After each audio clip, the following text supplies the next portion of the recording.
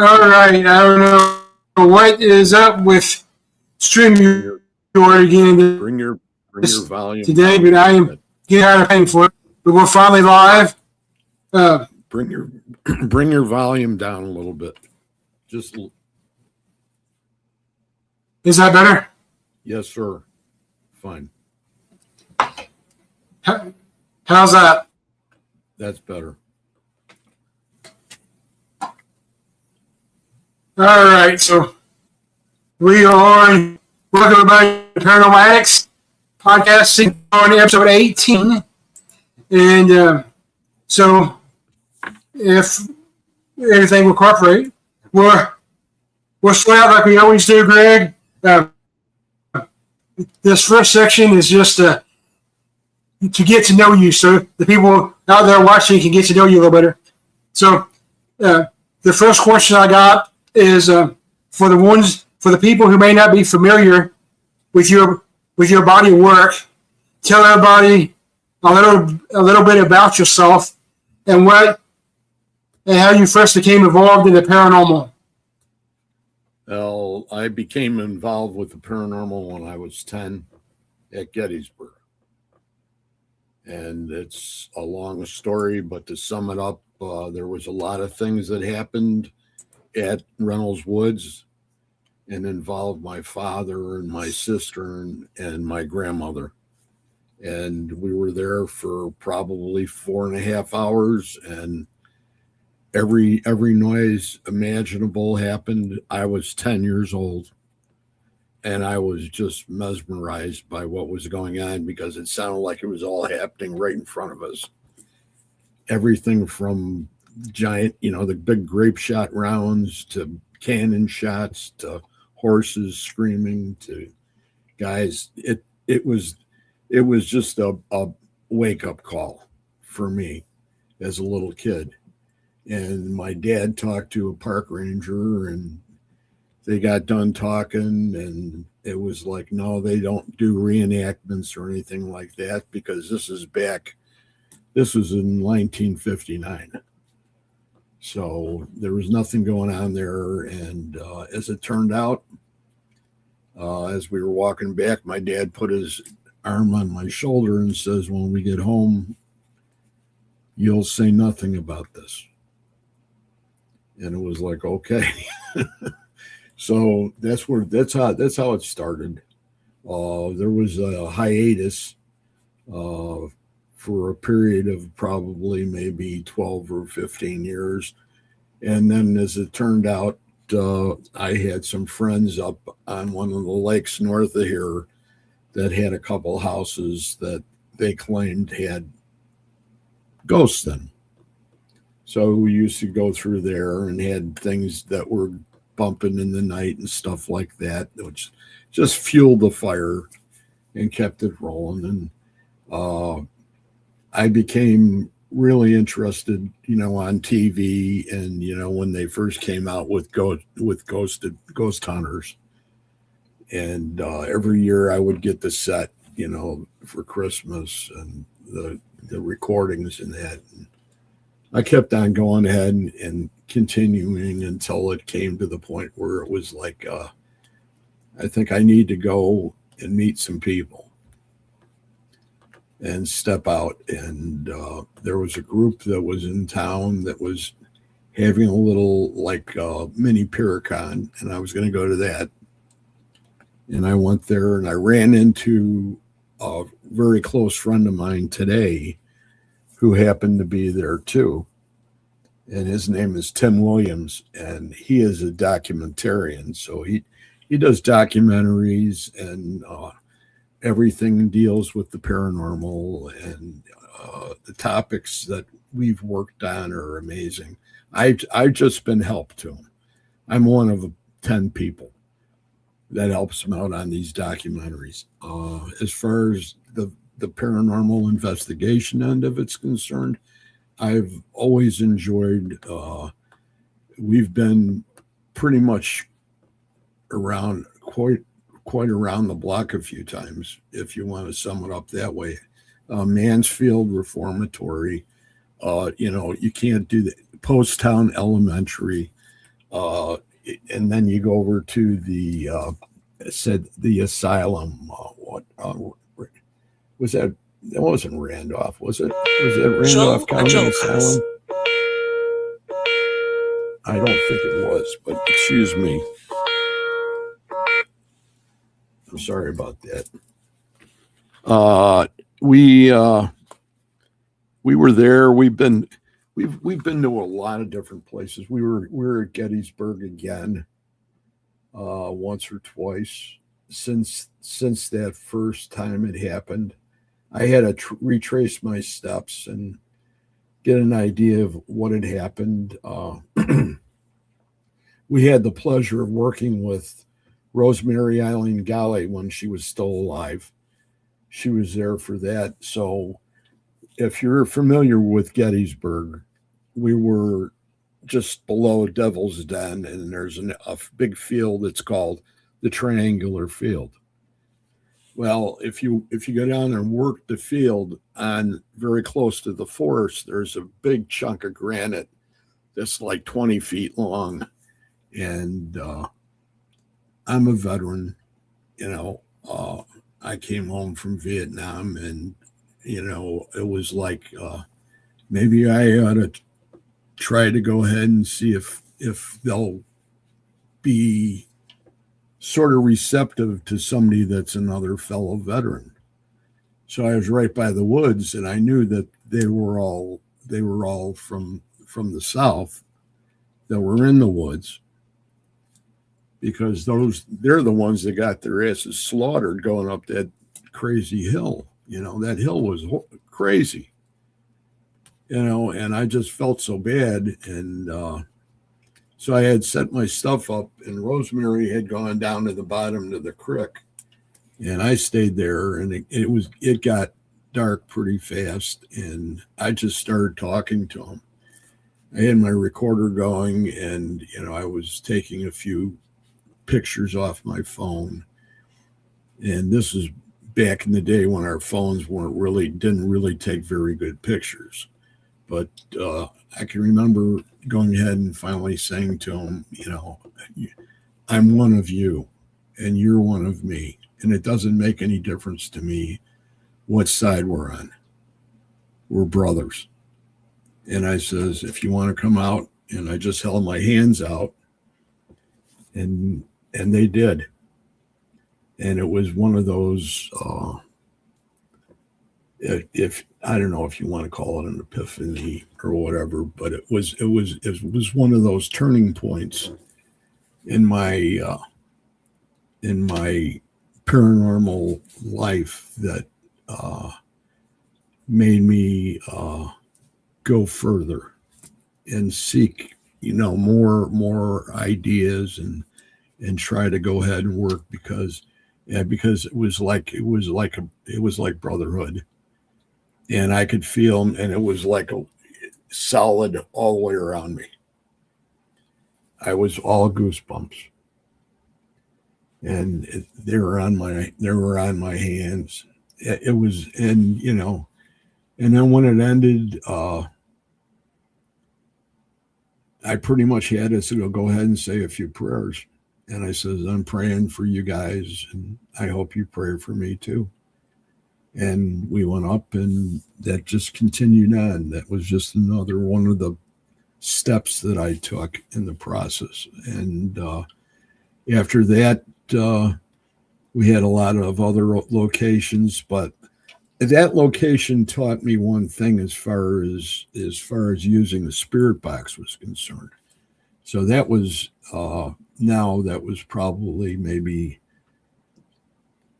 right around 10 years ago, and 10 or 11. And the point that I'm going to make is the fact that we had people that were up at the top of the hill, and you know how noise carries in the dark at night, and you could hear them plain as day. And I was a good 150 yards away, at least 100. And I could hear them plain as day, and you'd hear their spirit box going, and there was like 8 people there, and they were arguing, and I'm going, why?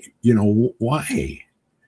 Oh, he said head. No, he didn't. He said dead. And and I went, I really love my spirit box, but I have to find a way of doing this so I don't have to worry about that kind of interference. Because it's if chances are it's going to spoil some communication.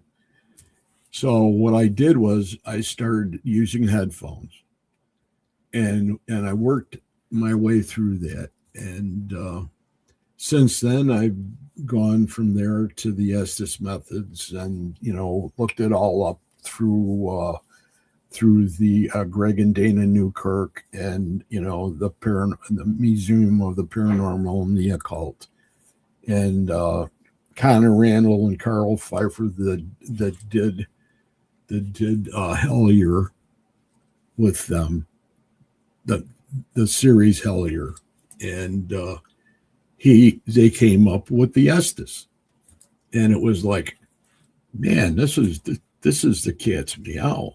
Now we're really into something. So I just kept on doing it and doing it and doing it. We went to different locations.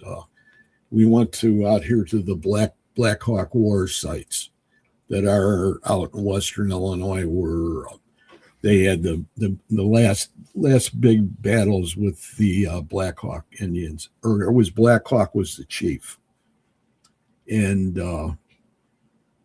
I did some out there, and I continued on, and finally I said, you know what, I'm going to try to do a show.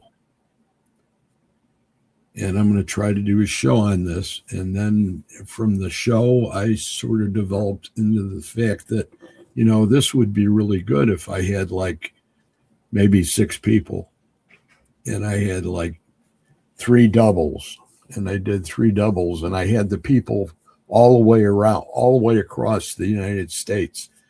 So my people started out in Texas and worked their way all the way up the East Coast, all the way up to New Jersey and Massachusetts. So the people come on every week. We sort of mix and match people so that everything's real, and everything's flowing through the cables. So, and that's where that show is. Mariner's Spirit is just like your show here. It's just literally, it's to find out who this guy is, kind of thing. So I like to interview people. I love to interview people I've met in the past, and, have them on the show. And then I love to interview people I've never met before. So, and that's what fires me today. That's what gets me moving. I stole fish like crazy and do other things, and but this is my main forte, if that's good enough.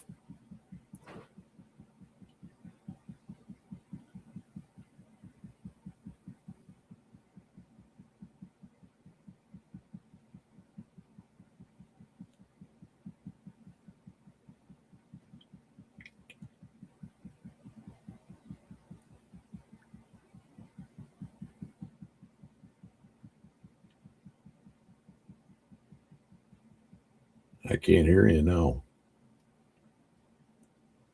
You went out.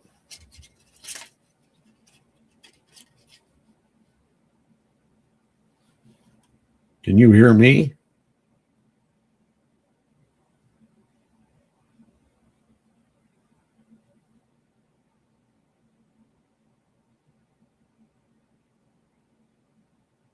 I can't hear you.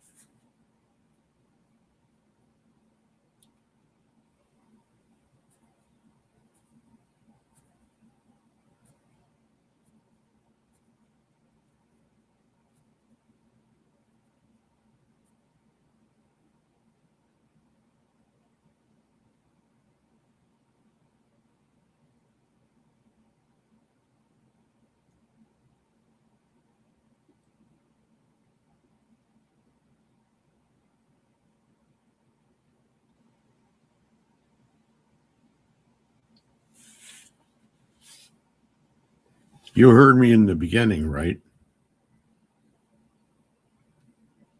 Can you hear me now?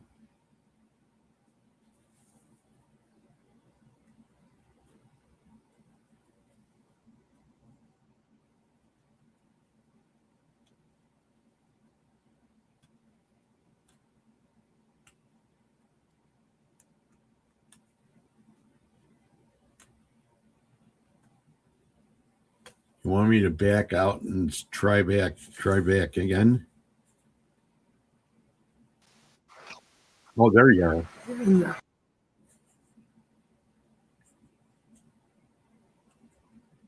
You were there for a minute.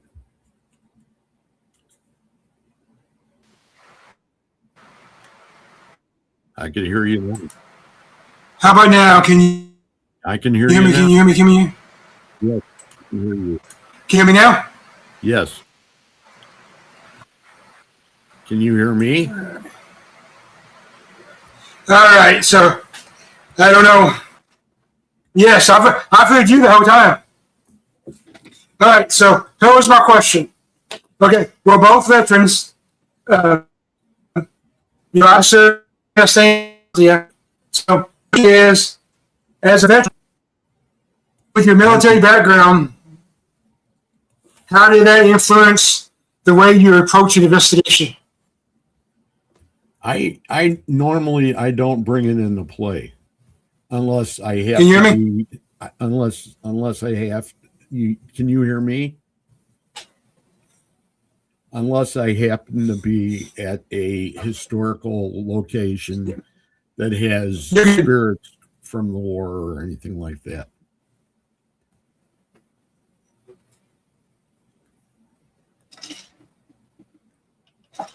Yeah, I pretty much the same way. I just recently, prior to my knee surgery, my last investigation was at Civil War battlefield in Tennessee, and it was interesting because we came across while we was on the Union side. Uh, I guess they picked up on my southern accent, and we actually got an EVP that sounds like a soldier telling me to die. So Yeah, well, you can imagine that it was like that. I mean, I took so it. let's talk. Go ahead.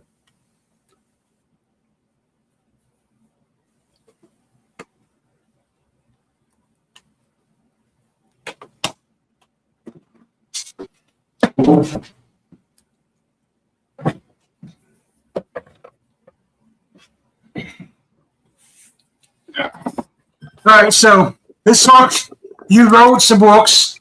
Uh, what inspired you to what inspired you to begin writing? To begin writing, I haven't written a book. Yes, I haven't written a book. my, that was supposed to be for me. My bad. Uh, uh, I've heard of difficulties. You know, it is. What what type of evidence do you personally find the most compelling? Uh, Spirit photography and EVPs or voice phenomena. Pictures that I've captured. It started out a long Yeah, time I agree ago. with that. Can you hear me?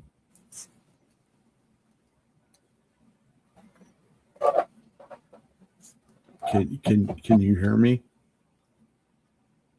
Go on. The Yeah, one you're of, good. one of the first ones I captured was like in 14 or 15 was at Old Pitt Hospital in Old South Pitt, Tennessee. And that was before a friend of mine bought the location. And now he owns both of them. He owns Old South Pittsburgh Hospital and Harriman. And he's an old friend of mine from up here. And he put them together. He got rid of the dark elements that were there.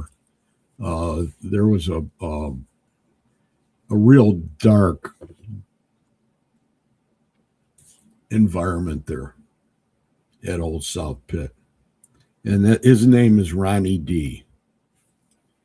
And Ronnie D is an old friend of mine. He's a Blackhawk fan and from ice hockey, and him and he owned a pet shop.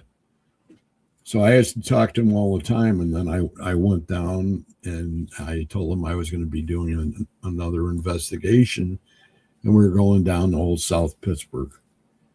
And he says, "Oh man, that's pretty cool." So we went down there and I captured the nurse, and it was my first capture. And what was really unbelievable about it was the fact that I knew on my camera, you know, when I went ahead and downloaded it into my computer, you know how you get all the images go across the bottom. And I knew that when I was in the boiler room there, I was about not even halfway across on the camera, on the film or the pictures that I took. I took about 100 pictures. Well, anyway, I captured her, and I captured her cat. And when I captured it, I went right through the whole entire thing. And the last picture that showed up on the screen was the one of the nurse. Even though if you look back on the history of the film itself, the timeline, that it would have been halfway. So it was like somebody didn't want me to go ahead and show it or see it. But it was a remarkable picture. There were other people that I knew that were in the group that had been there 5 years previous to this, that caught the same nurse up in a room on the third floor at Old South Pit, with her cat. Every picture has nurse, and at her feet, plain as day, you can see a cat. And that was one of the big ones. Then at Mansfield got crazy. Poasttown even got crazier, because I went into the doll room there and I picked out this doll. I thought it was the prettiest doll that was there, and I put the doll on one of those little kids' chairs. And then I pulled out, I have an Eddie Plus meter. It has about maybe 4 or 5 different gauges on it. It has temperature and humidity and all these different ones. And it comes in a rubber case. So the rubber case would not slide on that plastic chair. So I set my camera up, my movie camera up, and I said, well, I'll shoot it for about 2 hours. Well, I shot it, got done, and I put everything away, and I got home. I didn't even look at it. And I got home, and about 2 days later, I downloaded it and started reviewing it. And I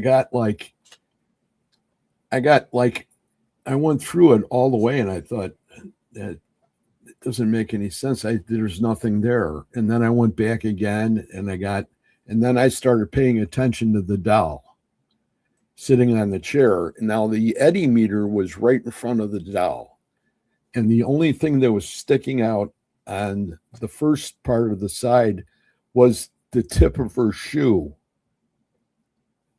And as I went ahead and slowed it down or advanced it a little bit, I could see that all of a sudden the shoe and then the leg, and then I could see part of her skirt. And I went, holy crap. And I went ahead and I went through it all, and it was like, who are the spirits were trying to get to the doll, and the eddy meter was in its way. So they were little kids, so they were trying to move it out of the way. So that's a real good capture. That was something that I really enjoyed, and it was something that made me feel real good.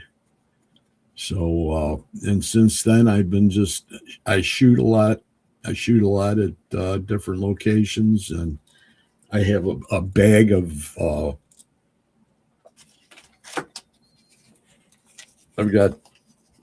there's all SD cards in here that I haven't even downloaded yet because I get so busy with the shows.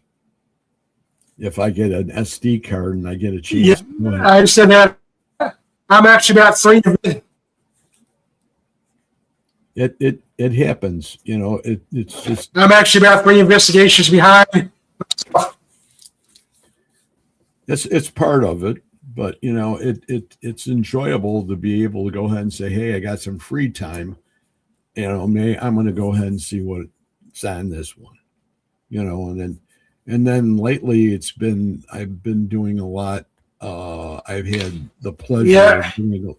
So before we move on to the next question, before we move on to the next question, I want to apologize to you, first of all, and to the people watching for all the technical problems. We're actually having storms out here, so that's why the internet keeps going in and out. So I apologize for that. That's one of those things beyond my control. But so the next series of questions I want to talk about is I want to talk a little bit about the state of the paranormal field right now. So the first question I have is, we've both been doing this for a while. Where do you think the paranormal field stands right now? I don't think it's as big as it was 15 years ago, or between maybe 12 years ago. Chicago itself used to have a giant paracon. Ursula Bielski is a wonderful woman, and every year she would have the Chicago Paracon, and it would be a real big event in Chicago. When she left it and she shut it down, there wasn't a Paracon in Chicago for a couple of years till Jack Schaff. Yeah, there's been several. There's been several events that we've lost recently, and so yeah, I agree with that. I don't like you said 12, 15 years ago. That was probably like our golden age. We had ghost hunters and we had all that, so it was pushing the shows and everything forward. And now, we don't have that as much as we used to. I think it's got something to do with the infighting, but it's. Do you see any trends in the? Go ahead.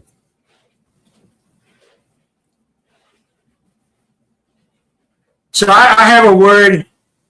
It's my phrase. It's a parapop culture. That's my phrase. Parapop culture is like the TV shows, the podcasts like ours, just everything. And so this is a question that I really only ask to people that I respect. That's one of the reasons you're getting asked. So the question is, how do you think the parapop culture has affected the field, both positively and negatively? Right now, any change is worth something. And if you really look at it, you could always take it and take part of it and leave part behind.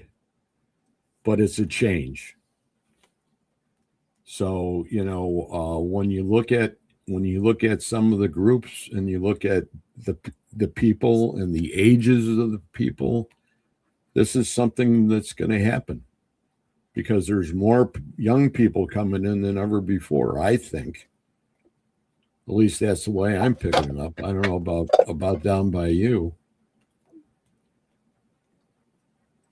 I know there's people that, you know, the people that run like museums, like a paranormal museum. There's a man there's Dan that I know from Montello, Fort Montello, that has Robert the Doll in Key West. And Dan's a young man. Dan's 24, 25. You know, it's good. It's a good move, and it's a good change because we do need new blood. We need younger blood. Not like Dracula or anything, but, you know, just young people that can come up with different ideas, you know. You know, David, another guy down there. You've got right. I mean, completely. You know, you have David Sloan in Key West, and David Sloan is the handler for Robert. And, you know, the museum, I've been to the museum numerous times. I was, the first time I met Robert was like almost 30 years ago. And it was we were on off of Duval Street, and we were vacationing, and I was walking down the street, and they were going to go get something to eat. And I saw a sign in front of this house, and it says open house. And it was a 3-story, sort of a real skinny type of house. So I walked in and I said hi, and I started going up the stairway, and I went up to the 3rd floor I don't know why. I really don't. And I got to the top of the stairs, and on the windowsill to my right, Robert was sitting right on the windowsill. And I looked and I thought, I think that's that doll. You know, why would he be out? Really, you know? So that was my first time, and I just said, I think your name is Robert. I says, I want to say hi, and I want to say, you know, I hope you're having fun. And I didn't have a camera with me, so I just said, thank you. And I turned around and left. And then after that, I ran into him down there quite a few times. But he was already in the museum. And yeah, I'm actually going to meet David Sloan for the first time in October. I'm going to be at the Rock Island Event Expo, and he's going to be there. So I'll actually get it. You're going to go. Yeah. You're going to be at Rock Island. Yes, sir. My second time at the Arsenal. Mm-hmm. Good. Yes. I'm glad you told me that because I had no idea. I was there last year, and I'm going to be back this year. I was with him like 2 days down there in Key West. Yep, I'll be there.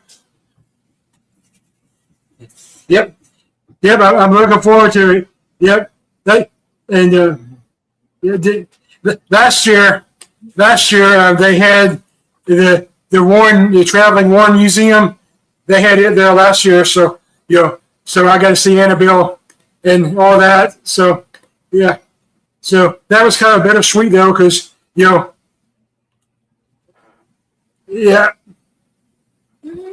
But it was good. It's always good seeing Wayne Kirby and all those people. So, but I'm looking forward to going back to Rock Island this year. Last year, it's actually the weekend after my expo. I host the expo down here in Western Kentucky, and it's actually the weekend before. So yeah, so I may be tired, but I will be there. That's awesome. Good for you. It's amazing. Yeah. So this is my favorite round, Greg. This is my speed round. So I'm going to ask you a question, and you just give me your first reaction. Okay? Go. Favorite location? Old South Pit.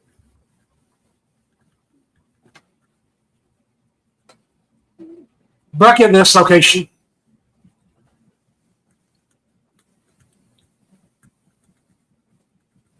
Pompeii.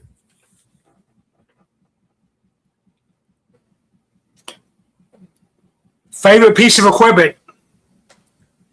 Spirit box.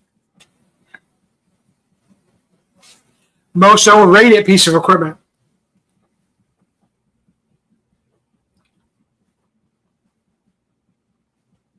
Boy, probably the SB11.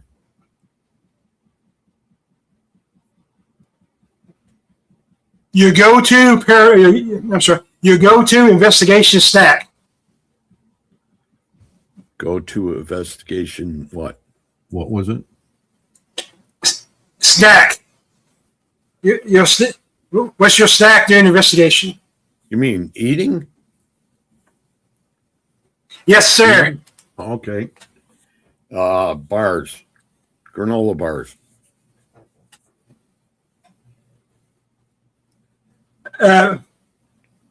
Coffee or energy drink? Coffee. Paranormal hangover. Fact or fiction? Fact.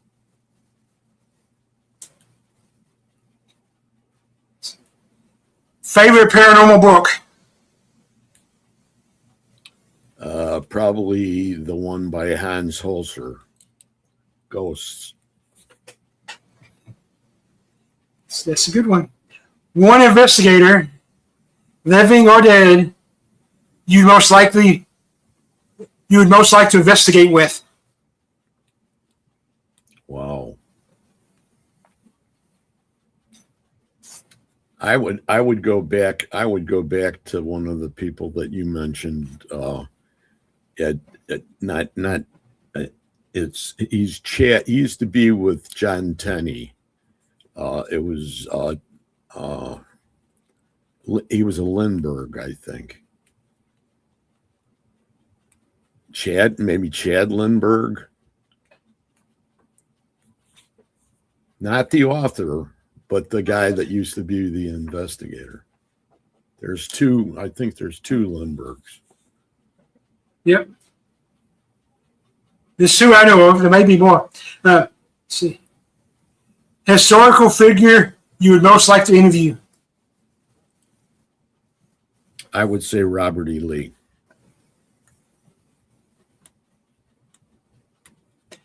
I share my birthday with him. Favorite paranormal TV show?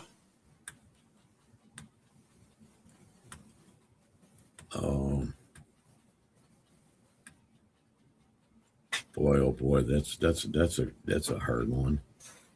The old one, Paranormal State. Paranormal. What's your biggest pet peeve in the paranormal field right now?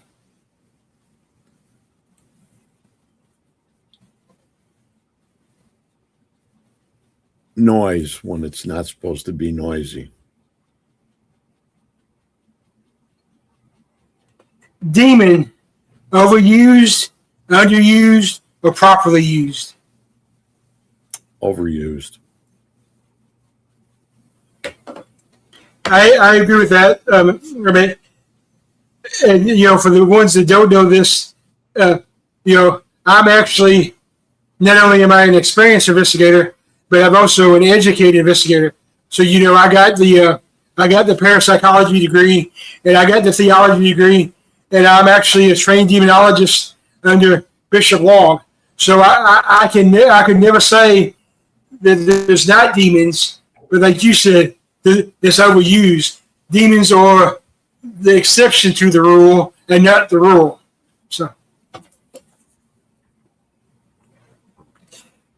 So what's one piece of advice you'd give to someone just starting out in the field?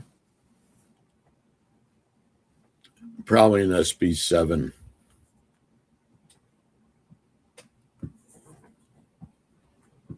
Or if you could change one thing about, go ahead. Or I was going to say, or a pair of dowsing rods.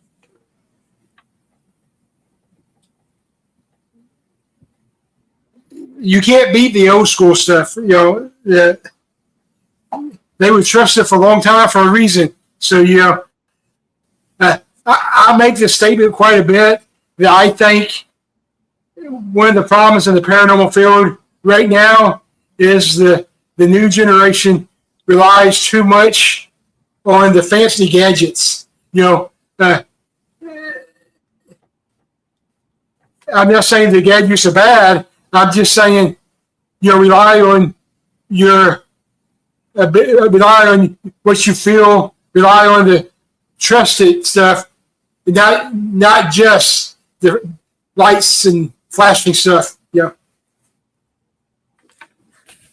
If you could change one thing about the paranormal community right now, what would it be? If I could what? Change one thing about the paranormal community, what would it be?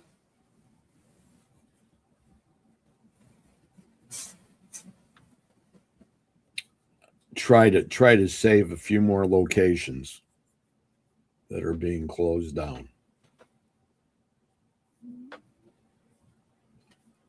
Yeah, I agree with that. One of my favorite places to investigate is in Cape Girardeau, Missouri, and it's a place. I mean, it's relatively famous.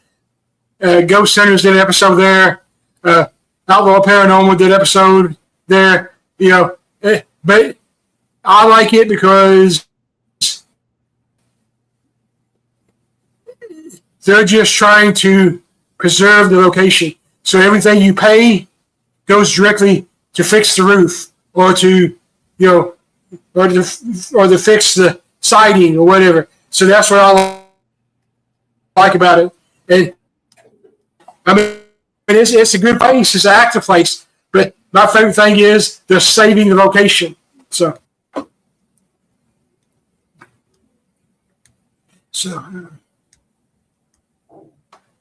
what projects are you working on right now? Across the podcast, what else you got going on?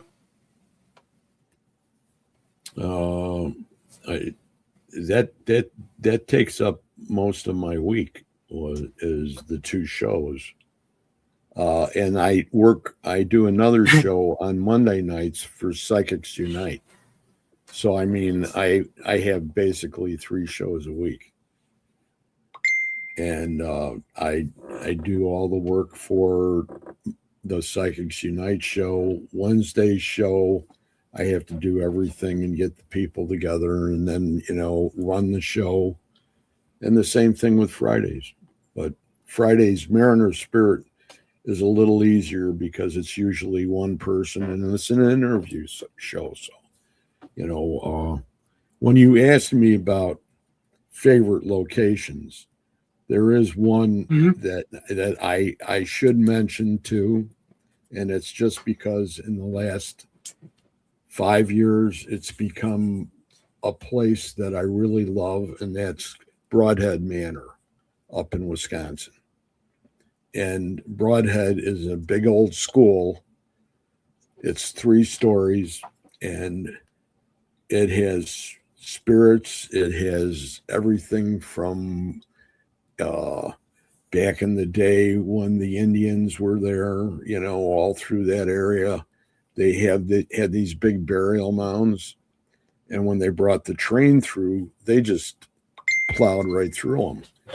And now they have elementals out there and things like that. So it's a great location. It's great for events, and Bill, the owner, Bill, and he's just an amazing man. He's you couldn't come up with a better owner, and he does everything with everybody, and he's a kind and gentle man, and he's something that you don't see at a lot of locations. No, no, and I'll keep that in mind because I've actually been invited to go up to Wisconsin next year for investigation. Well, Brad had somebody reached out to me yesterday, actually, and his last name is Walter. they reached out to me yesterday. They're like, "Have you ever investigated in Wisconsin?" Okay, Yeah. so I will keep that in mind. So yeah, it's always good when you can find locations that may not be as well known. Like my, as we discussed earlier, I'm recovering from knee surgery right now. I actually injured it for the last time last year at Rock Island.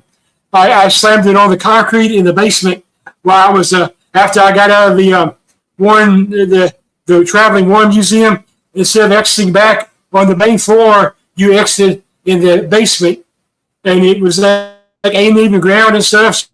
So but anyway, so my return to doing anything paranormal, I'm actually going to be at Smoky Mountain Terror in Tennessee on August 28th through the 30th.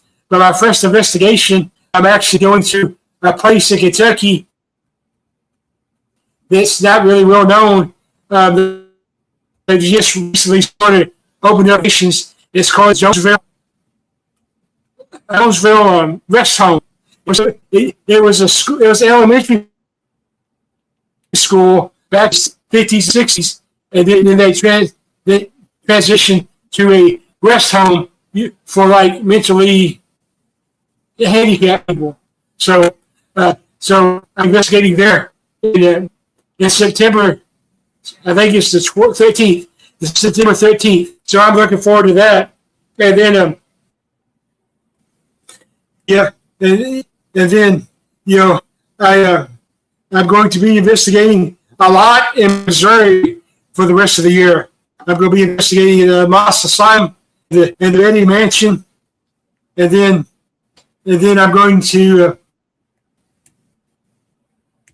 making a return trip to the Monroe House this year, and then in November. I don't usually investigate in November because of the weather, but for November this year, I'm investigating the Old Hodge Hill and the Hinsdale House. So, looking forward to that. So, and then, we were actually about out of time. I want to thank you for coming on the show. Again, I apologize for the technical issues. At least the last half of the show went smooth. So, and I'll definitely try to have you on again here soon. And I do want to officially, go ahead. If you're interested in being part of it, I do want to officially invite you.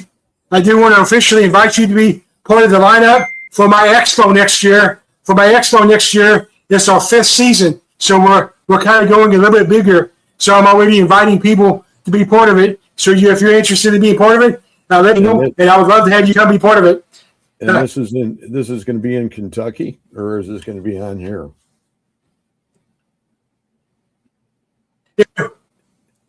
Yeah, next year we're still in Kentucky, but next year we're moving to Paducah. A little bit bigger area, nicer hotels, and the tourism committees throw me some money. So we're going to make the move to Paducah next year. See, I can't tell you.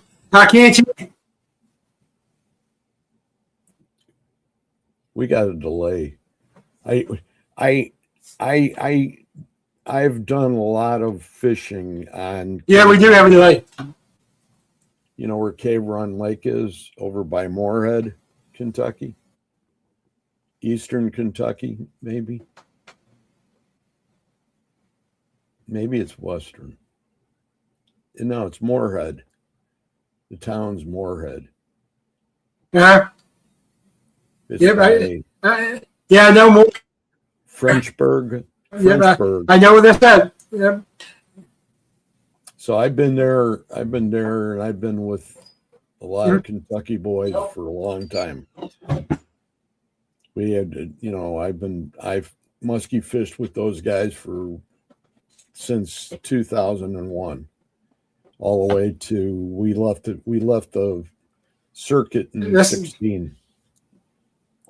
So, you know, I was there every year. I knew all about all the little grays and everything, and crazy stories.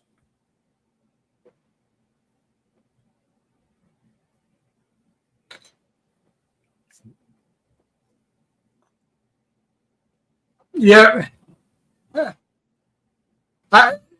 So I'm excited about this year. I'm excited about next year. So again, thank you for being on the show. Tell everybody, Greg, tell everybody where they can find your podcast. And Sure. The two main podcasts. The first one is When Spirit Connect, and that's all ITC, experimental programming. It's work with spirit boxes and the Estes methods, and that's one of the shows. The other show is Mariner of Spirit, and Mariner of Spirit is another paranormal interview show that's conducted with people that I've known in the paranormal and people that I've always wanted to meet, like Mr. Kent Wilson here. He'd be one of them too. So both of those shows are on Supernatural Link Network. And Supernatural Link Network is Katie Stafford and his wife Katie. And they do a great bang up job. So, and they're out of Missouri too. Well, thank you for being on the show. Thank you. Good place. So, thank you for being on the show. Like I said again, sorry about the technical difficulties. We'll have you back on again soon, hopefully. For everybody watching, tune in Sunday. My guest will be Bobby Gallo. And so looking forward to that. Until then, everybody stay safe and live paranormal. Good night, everybody.